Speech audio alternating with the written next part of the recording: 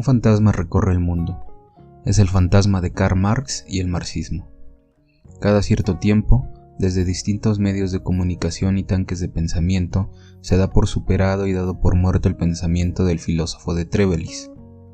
Es extraño este fantasma que cada cierto tiempo resurge de sus cenizas. Hoy hablaremos sobre las ideas y el pensamiento de Karl Marx. El pensamiento de Karl Marx ha marcado el devenir político y social de todo el siglo XX y lo que llevamos del siglo XXI. No podríamos entender el siglo de la revolución, el siglo XX, iniciado con la Revolución Rusa, pasando por la China, la cubana, la invasión de Vietnam y la humillación norteamericana y los distintos movimientos de liberación en América y África, la llamada descolonización, sin las ideas fuerza del filósofo de Trébizonde.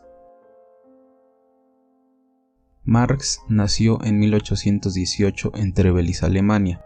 En su juventud cultivó las letras, sobre todo la poesía, que creía su vocación.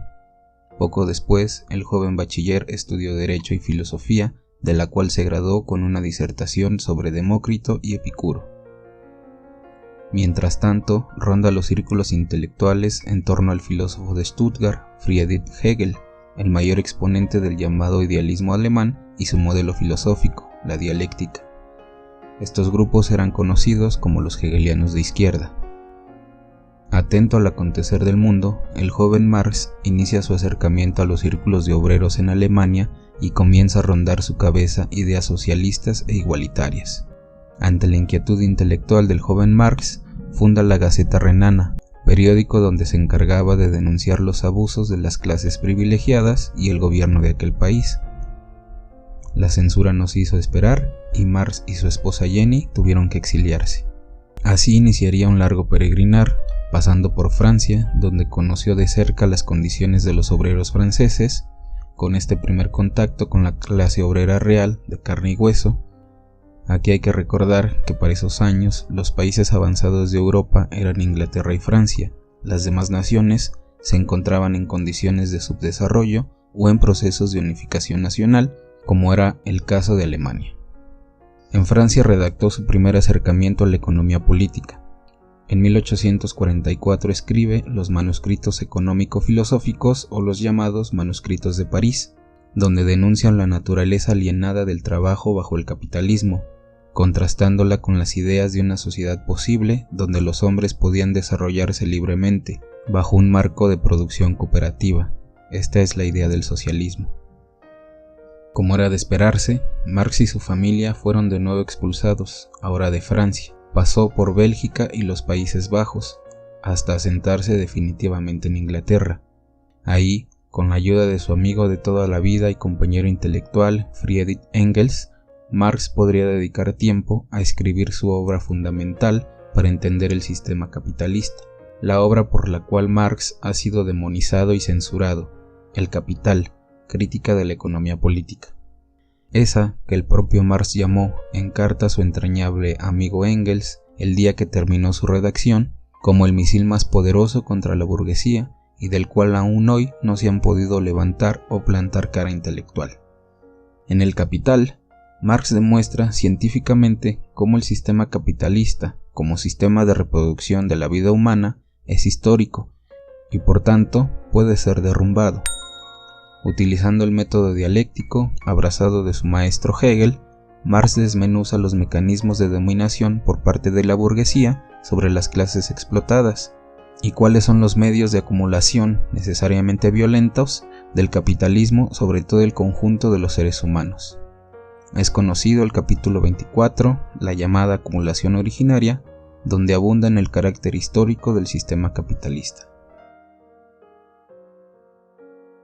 En el Manifiesto del Partido Comunista, escrito junto a Engels, publicado por primera vez en Londres el 21 de febrero de 1848, Marx identifica dos clases fundamentales en la historia, las clases explotadas y las clases explotadoras.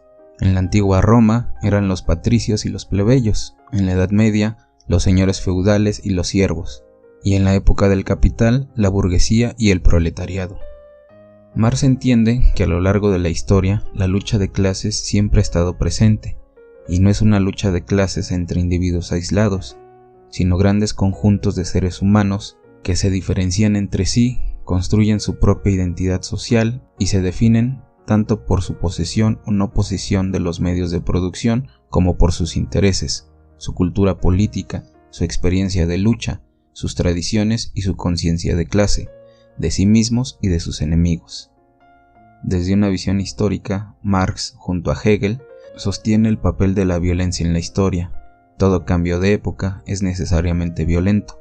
¿O acaso el Imperio Romano desapareció por gusto? ¿Acaso el Imperio Inglés fue superado sin brindar batalla? ¿Acaso los grandes imperios aztecas o incas cayeron sin violencia de por medio? Más recientemente, ¿no es a través de la violencia y la dominación que Estados Unidos se convirtió en el país hegemónico durante gran parte del siglo XX? Uno de los aportes fundamentales de Marx es sin duda la plusvalía. Marx entiende la plusvalía como la fracción del valor producido por la fuerza de trabajo que es apropiada gratuitamente por el capitalista. Por tanto, constituye el origen de la explotación, representa el trabajo no pagado al trabajador y, en última instancia, la plusvalía es la fuente de vida del capital. ¿Acaso no lo viste venir? Aquí puedes ver mi video sobre el neoliberalismo y aprovecho para pedirte que te suscribas o dejes tu like en este video, me ayudarías mucho. Otro concepto importantísimo para entender la persistencia del capitalismo aún en épocas de crisis es sin duda la alienación. En Marx, la alienación es sinónimo de enajenación, el fenómeno mediante el cual el producto del trabajo se independiza, se vuelve autónomo, escapa del control racional del trabajador, volviéndose hostil a éste. Obviamente, este es un proceso histórico-social. Si para Hegel alienación era entendido como otro distinto a sí mismo, en Marx describe un desgarramiento, un extrañamiento del mismo ser humano. Para el marxismo, decir que se está alienado o enajenado quiere decir que el ser humano ya no se pertenece a sí mismo, se es esclavo de un fetiche, el fetiche del capital.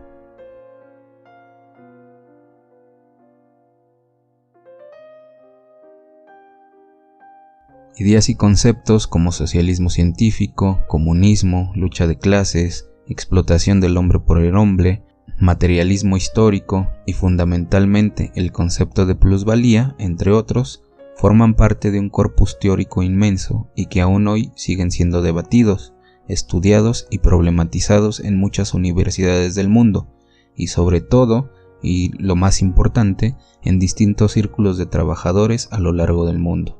El marxismo es una filosofía, una teoría de la historia, una ideología y una teoría política. En este sentido, es hija de la modernidad, aspira a la totalidad y también es una idea fuerza, una filosofía de la praxis. En el siglo XXI, la idea de la burguesía y el proletariado podrían verse desdibujadas. ¿Acaso será prudente repensar estos conceptos y darles nuevas características y cualidades?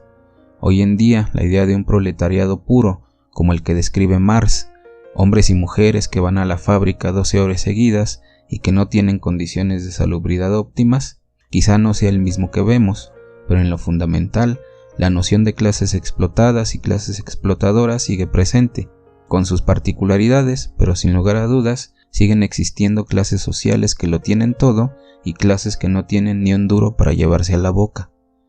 Por otro lado, el marxismo, como método de análisis de la realidad, es una caja de herramientas, una manera de descubrir los hilos que mueven y articulan al mundo social como lo conocemos. Personalmente, no creo que sea un conjunto de dogmas inamovibles, en cambio, es un pensamiento en constante cambio que debe, para ser cierto, someterse al juicio de la realidad social verdadera. Sin duda alguna, el pensamiento filosófico, histórico y político de Marx siguen teniendo un impacto fundamental para nuestras sociedades, ya sea para ensalzarlo o descalificarlo. Lo que es cierto es que mientras exista explotación en el mundo, Karl Marx seguirá siendo un filósofo al que hay que regresar, pues es un indispensable para el siglo XXI.